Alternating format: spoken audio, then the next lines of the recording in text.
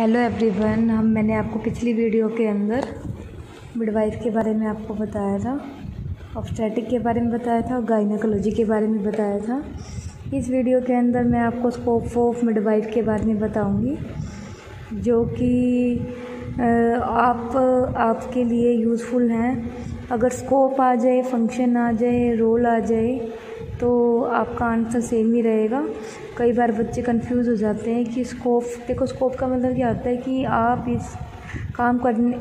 कोई भी काम अगर आप कर रहे हो तो आप इस काम को करने के बाद कहाँ पे आपका यूज़ है, ठीक है।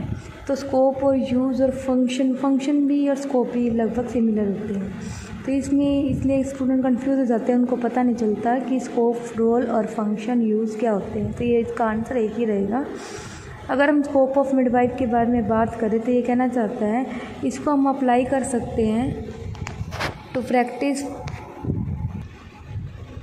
तो जो भी स्कोप है इसको हम अप्लाई कर सकते हैं to the practice of midwifery, यानी कि मिडवाइफ की प्रैक्टिस के अंदर हम इसको अप्लाई कर सकते हैं। और इसका जो रिलेशन, यानी कि अगर मदर और चाइल्ड का लेबर के दौरान, प्रेगनेंसी के दौरान, परप्यूरियम पीरियड के दौरान अगर इनका रिलेशन बताना हो तो वहाँ पे अप्लाई कर सकते हैं। दूसरा ये कहना चाहता है, पहला जो इसका मेन, तो इन्होंने ये बता रखा है कि इसको हम अप्लाई यहाँ कर सकते हैं। जो मेन स्कोप है इसकी, पहला स्कोप इसका ये बता रखा है कि कोई भी हेल्थ नीड का डायग्नोस करना हो। देखो, अगर स्टूडेंट को अगर ज़्यादा, कई बार क्या करते हैं हम बुक्स के अंदर देखते हैं तो हमें पढ़ने में थोड़ा सा दिक्कत होती है कि वो स्टैंडर्ड दे रखा है, हमें याद नहीं होगा, ये है वो है। तो एनएम जीएनएम स्टूडेंट के लिए काफ़ी मुश्किल होती है। बीएससी स्टूडेंट तो कर लेते हैं कवर अप, लेकिन एएनएम जीएनएम के लिए ज़्यादा डिफ़िकल्टी रहती है। तो इसके लिए मैंने आपको छोटे में बताती हूँ कि सबसे पहला स्कोप क्या है कि हेल्थ नीड का डायग्नोस करने में है। और कोई भी normal physical, mental health mother और चाइल्ड के द्वारा जो भी डॉक्टर प्रिस्क्राइब करते हैं या जो भी प्रोविज़न करते हैं या जो भी इंटरवेंशन देते हैं उसकी अटेनमेंट में है, नॉर्मल अटेनमेंट में है, यानी कि उसकी फैसिलिटीज़ को प्रोवाइड कराने में। तो अगर आपको इतना बड़ा याद नहीं हो रहा तो आप इसको छोटा भी कर सकते हो कि सबसे पहला तो क्या हो गया कि हेल्थ नीड का डायग्नोस करने में है। दूसरा क्या हो गया कि facilitation of attainment of optimum physical and mental health of mother and child, इतना भी कर सकते हो, ठीक है। उसके बाद ये भी बता सकते हो कि एक्सक्यूशन ऑफ प्रोग्राम, मतलब कि कोई भी अगर हम मिडवाइफ का प्रोग्राम चला रहे हैं उसमें ट्रीटमेंट में, मेडिकेशन देने में, एक्सक्यूशन का मतलब क्या होता है, इंटरवेंशन ही होता है। तो इसमें हम रजिस्टर्ड पर्सन के द्वारा हम इसमें मेडिकेशन, दवाइयाँ और इलाज का जो भी प्रोग्राम है वो हम इंटरवेंशन कर सकते हैं। तीसरा ये कहना चाहता है कि कोई भी डिसीज़ का अगर हमने प्रिवेंशन करना है प्रेगनेंसी से रिलेटेड तो उसमें है इसका स्कोप। लेबर की प्रिवेंशन ऑफ डिसीज़ में है, परप्यूरियम की में है, ठीक है। तो आप इसको इतना भी कर सकते हो। नेक्स्ट आप बना सकते हो the promotion of health and family planning, यानी कि हेल्थ को बढ़ावा देने में है, फैमिली प्लानिंग को बढ़ावा देने में है, किसके द्वारा, टीचिंग और काउंसलिंग। तो आप इसको छोटा और भी छोड़ सकते हो कि टू गिव टीचिंग प्रोग्राम, या सीधा लिख सकते हो to given health promotion of family planning, ठीक है, by teaching method, by counselling method, ये भी लिख सकते हो, ठीक है। या सीधा लिख सकते हो बाय इम्प्लीमेंटेशन, यानी कि फैमिली प्लानिंग स्किल के अंदर जब हम इम्प्लीमेंटेशन देते हैं तो उसकी स्किल के अंदर भी है इसका मेन स्कोप। और किसमें, हेल्थ स्टेटस, यानी कि माँ और बच्चे का कोई भी हेल्थ स्टेटस को अगर आपने मॉनिटर करना हो उसमें भी है। अगला ये कहना चाहता है मॉनिटरिंग में किस में है। मॉनिटरिंग का मतलब क्या होता है, मेजरमेंट करना। तो प्रेगनेंसी की प्रोग्रेस को मॉनिटरिंग करने में है, लेबर की प्रोग्रेस को मॉनिटरिंग करने में है, परप्यूरियम की प्रोग्रेस को मॉनिटरिंग करने में है। माँ और बच्चे यानी कि मदर और चाइल्ड के वाइटल साइन को मॉनिटरिंग करने में है इसका main scope of midwife, main use. अगला ये कहना चाहता है कि मदर और चाइल्ड की अंदर कोई भी डिसीज़ कंडीशन की रिएक्शन है, ट्रॉमा है, स्ट्रेस है, एंग्जाइटी है, तो इसमें भी इसकी मॉनिटरिंग करने में है। नेक्स्ट कहता है प्रिवेंशन में, तो प्रिवेंशन ऑफ कॉम्प्लिकेशन के अंदर मतलब कि ये कहना चाहता है कि जो भी स्कोप ऑफ मिडवाइफ है, हम मिडवाइफ का डिग्री या डिप्लोमा करने के बाद इसका स्कोप मेनली कहाँ पर है, कोई भी प्रेगनेंसी से रिलेटेड कॉम्प्लिकेशन है या लेबर से रिलेटेड कॉम्प्लिकेशन है, परप्यूरियम से रिलेटेड कॉम्प्लिकेशन है, तो उसकी प्रिवेंशन में, जैसे कि एपिजोटमी की परफॉर्मेंस में है, suturing of first and second degree TS and episiotomy में है, एडमिनिस्ट्रेशन ऑफ लोकल एनेस्थीसिया में है। ठीक है, द एडमिनिस्ट्रेशन ऑफ मेडिसिन, मतलब ये कहना चाहता है कि कोई भी मेडिसिन को अगर आपने एडमिनिस्ट्रेशन करना हो मदर चाइल्ड के अंदर, उसके अंदर भी स्कोप है, उसके अंदर भी यूज़ होता है मिडवाइफ का। और मिडवाइफ का यूज़ कहाँ पे होता है? प्रमोशन में, हाइजीन की मेंटेनेंस में, फिजिकल कंफर्ट में, मदर और चाइल्ड की रीएश्योरेंस के अंदर है। मतलब कि दोबारा से रीएश्योरेंस का मतलब क्या है? दोबारा से चेक करना। ठीक है, नेक्स्ट इसका use the promotion of exercise में, इसके अंदर एंटीनेटल पोस्टनेटल एक्सरसाइज में है। रेस्ट एंड स्लीप, यानी कि प्रेगनेंसी के दौरान एक मिडवाइफ ही पेशेंट को घर घर जाकर एंटीनेटल और पोस्टनेटल, एंटीनेटल का मतलब क्या है? बर्थ से पहले, पोस्टनेटल का मतलब क्या है? बर्थ के बाद कि जो भी हम एक्सरसाइज देते हैं रेस्ट एंड स्लीप में उसमें है। और बॉडी मैकेनिज्म की फैसिलिटेशन में है। कोई भी बॉडी की डिफॉर्मिटी हो उसकी प्रिवेंशन में है। अगला ये कहना चाहता है कि अगर मान लो सप्लाई ऑफ ऑक्सीजन मदर और बच्चे की कम जा रही है या ज़्यादा जा रही है, तो उसकी मेंटेनेंस में, उसको सुपरविज़न करने में, सुपरविज़न का मतलब क्या होता है? उसको देखना। द सुपरविज़न ओवर, यानी कि और किसकी सुपरविज़न में है? फ्लूइड की मेंटेनेंस में है, फ्लूइड में है, इलेक्ट्रोलाइट में, एसिड बेस बैलेंस, इसमें भी सुपरविज़न में भी रोल प्ले है। आगे ये कहना चाहता है कि ये क्या कहता है कि डिलीवरी के बाद जो भी वुंड ऑफ हीलिंग है उसमें उसको भी फैसिलिटेट करते हैं, उसको भी दर्शाती है मिडवाइफ की केयर। और स्किन की प्रोटेक्शन उसको भी दर्शाती है। और सेंसरी फंक्शन जो भी मदर और चाइल्ड के होते हैं उसकी मेंटेनेंस को भी दर्शाती है। अगला किस में दर्शाने में है? ये कहना चाहता है कि necessary nutritional status of mother और चाइल्ड, यानी कि जच्चे और बच्चे, माँ और बच्चे की न्यूट्रिशनल स्टेटस की इम्प्रूवमेंट के लिए भी ज़रूरी है मिडवाइफ की केयर। क्यों?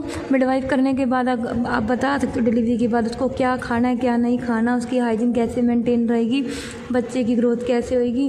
प्रमोशन ऑफ ब्रेस्ट फीडिंग में है और एस्टैब्लिशमेंट और इन्वायरमेंट की मेंटेनेंस में है, मतलब जो कि फिजिकली मेंटली हेल्थ बच्चे और माँ के लिए, माँ को बढ़ावा देती है।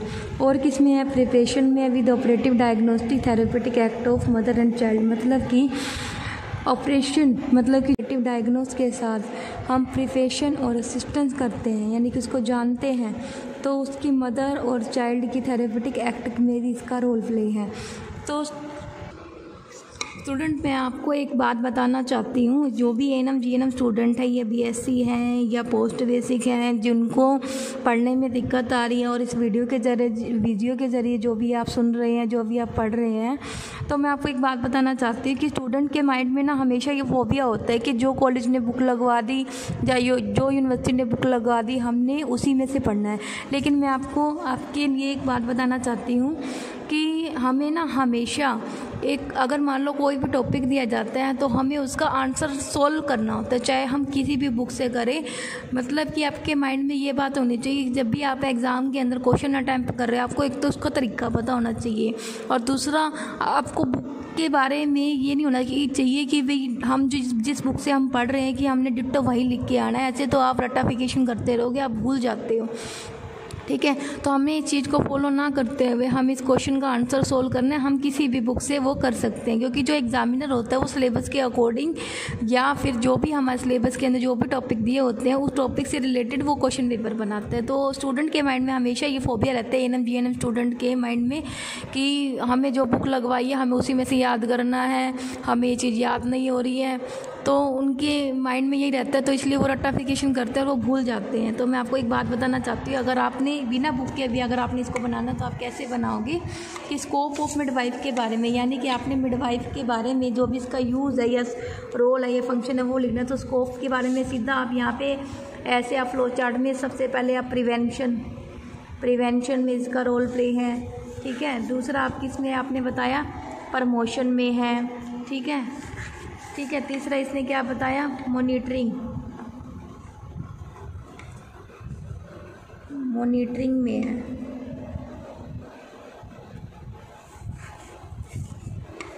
चौथा इसने क्या बताया?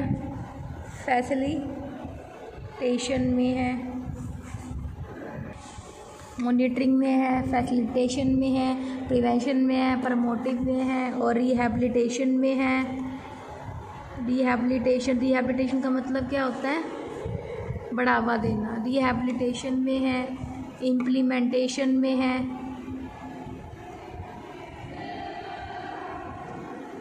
गाइडेंस में है, काउंसलिंग में है,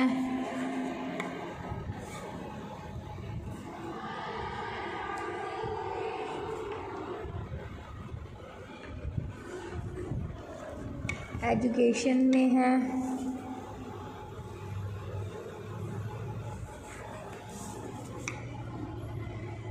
सुपरविज़न में है, अश्योरेंस के अंदर है,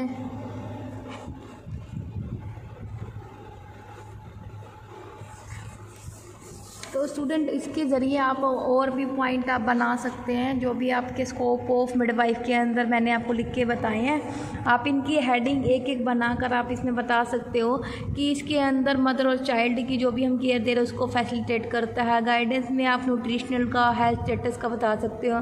मॉनिटरिंग के अंदर आप उसके वाइटल साइन को, उसकी केयर को और जो भी उसकी कोई भी अबनॉर्मैलिटी है उसको मॉनिटर कर सकते हो। सुपरविज़न के अंदर भी न्यूट्रिशनल स्टेटस सभी को सुपरविज़न कर सकती है। प्रिवेंशन में उसको डिसीज़ से प्रिवेंट करोगे, कोई भी दिक्कत हो रही है तो उसको उससे नोजिया, वॉमिटिंग है या हाइपरेमेसिस ग्रेविडम है या अगर पेशेंट को पेन है तो उससे प्रिवेंट करोगे। प्रमोशन में उसको बढ़ावा दोगे, उसकी हेल्थ नीड को बढ़ावा दोगे कि जो भी उसके स्वास्थ्य के लिए ज़रूरी चीज़ें उसको बढ़ावा दोगे। एजुकेशन में उसको गाइड करोगे, काउंसिल में उसको समझाओगे, काउंसिल करोगे।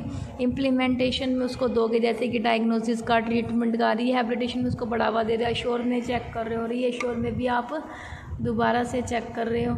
तो इस चीज़ में और भी आप इसके अलावा पॉइंट बना सकते हो। जब भी आपका एग्ज़ाम में क्वेश्चन आए सबसे पहले लिख दीजिए कि दीज आर फॉलोइंग एज, उसके बाद चाहे तो आप इसको ऐसे लिख दें, चाहे आप इसको मेन हेडिंग डाल के इसके बारे में एक एक लाइन भी लिख दें और लास्ट में आप ये लिख दें कि hence these are the role of scope of midwife in obstetric and gynaecology and midwife in nursing. ठीक है, तो आपका ये क्वेश्चन ऐसे कवर अप हो जाएगा। तो अगर आप मान लो ऐसे फ्लो चार्ट बना के आ रहे हो या एक क्वेश्चन को अगर आपने ए बी पॉइंट करके इसके बारे के अंदर इसके अंदर आप 2 या 3 लाइन अगर आप लिख रहे हो एरो बना के, 10 पॉइंट भी अगर आप लिख रहे हो या 10 पॉइंट भी अगर आपको याद हो रहे हैं तो आप कहीं भी मार नहीं खाओगे किसी भी एग्ज़ाम के अंदर। एटलीस्ट एग्जामिनर अगर ये 5 या 3 नंबर का क्वेश्चन आ रहा है तो आपको 2 या 3 नंबर ज़रूर मिलेंगे। तो स्टूडेंट्स आपको इस वीडियो के ज़रिए आपको लिखने का तरीका, आपको पढ़ने का तरीका, आपको हर चीज़ का तरीका आ जाएगा। ठीक है, और मैं कोशिश करूँगी जैसे ही मुझे टाइम मिलेगा मैं लगातार जो भी आपके सिलेबस के अकॉर्डिंग जो टॉपिक हैं वो उठाती रहूँगी। जैसे कि मैंने आपको पिछली वीडियो फर्स्ट पार्ट के अंदर सिर्फ आपको इंट्रोडक्शन बताई थी, आज की वीडियो के अंदर मैंने आपको स्कोप बताया। तो प्लीज़ स्टूडेंट इसको लाइक शेयर सब्सक्राइब करना मत भूलना। जितना से जल्द जितना हो सके इसको लाइक शेयर सब्सक्राइब और कमेंट कीजिए। और जो भी मिस्टेक है मुझे पर्सनली या कमेंट बॉक्स के अंदर जो भी है आपको अच्छी लगी या बैड लगी जो भी है मुझे आप उसके अंदर बताइए।